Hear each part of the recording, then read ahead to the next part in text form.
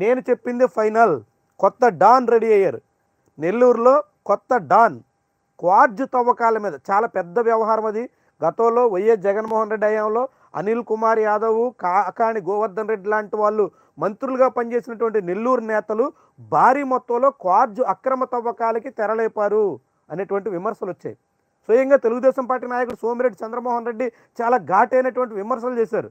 అదే క్వార్జ్ తవ్వకాల్లో ఇప్పుడు తెలుగుదేశం పార్టీ వచ్చిన తర్వాత నాయకులు మారారు, వ్యవహారం మారింది, అదంతా మారింది, కానీ క్వార్జ్ దందా మాత్రం ఆగలేదు. ఇప్పుడు కొత్త డాన్ తయారయ్యారు.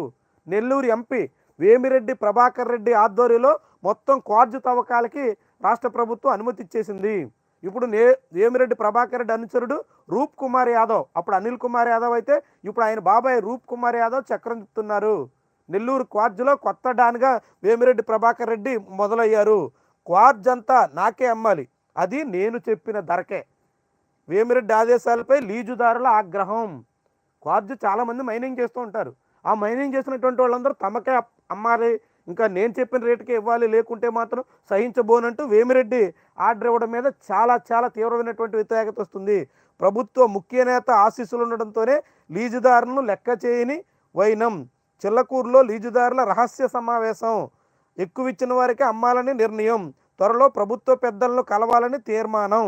ఈ క్వార్జ్ తవ్వకాల విషయంలో గతంలో కూడా ఇదే రీతిలో అప్పట్లో అధికార పార్టీ పెద్దలు అనేక రకాలుగా క్వార్జ్ లీజుదారులందరినీ ఇబ్బందులు పెడితే అది పెద్ద సమస్య అయింది. ఇప్పుడు మళ్ళీ అదే పద్ధతిలో నేతలు మారుతున్నారు తప్ప తీరు మారడం లేదు. ప్రభుత్వాలు మారుతున్నాయి తప్ప పాలనా పద్ధతులు మారడం లేదు. వ్యక్తులు మారుతున్నారు తప్ప అక్కడ దందా ఆగడం లేదు. చాలా క్లియర్గా నెల్లూరు జిల్లాలో సాగుతున్నటువంటి క్వార్జ్ తవ్వకాల్లో అప్పుడు కొంతమంది చక్రం తిప్పితే ఇప్పుడు నెల్లూరు ఎంపీగా ఉన్నటువంటి వేమిరెడ్డి ప్రభాకర్ రెడ్డికి అనుమతి ఇచ్చేశారు. ఆయన అనుచరులు రెచ్చిపోతున్నారు. ఇది మేము సహించలేకపోతున్నాం అని చెప్పి లీజుదారులంతా రహస్యంగా సమావేశం పెట్టుకుని ప్రభుత్వ పెద్దలకు విన్నవించుకోవడానికి సిద్ధపడుతున్నారంట. ఏ రీతిలో సాగుతుందో చూడండి. ఈ దందాలు మైనింగ్ వ్యవహారాల్లో ఏమీ మార్పు లేదు. అప్పుడు ఏ రీతినైతే దందాలు, దోపిడీలు, దౌర్జన్యాలు సాగించినటువంటి వ్యవహారం మీద తీవ్రమైనటువంటి ఆరోపణ చేసినటువంటి తెలుగుదేశం పార్టీ ఇప్పుడు అదే పద్ధతిలో తాము అధికారంలో ఉండగా అదే దందాలకి తెరలేపింది. అదే మాదిరిగా సాగిస్తోంది. చాలా క్లియర్గా కనబడుతుంది నెల్లూరు వ్యవహారం. నెల్లూరు క్వార్జ్ చాలా ఖరీదైనటువంటి ఖనిజం. అది చాలా ఖరీదైనటువంటి ఖనిజ వ్యవహారాన్ని దోచుకోవడానికి ఇప్పుడు తెలుగుదేశం పార్టీ నేతలు సిద్ధమయ్యారు.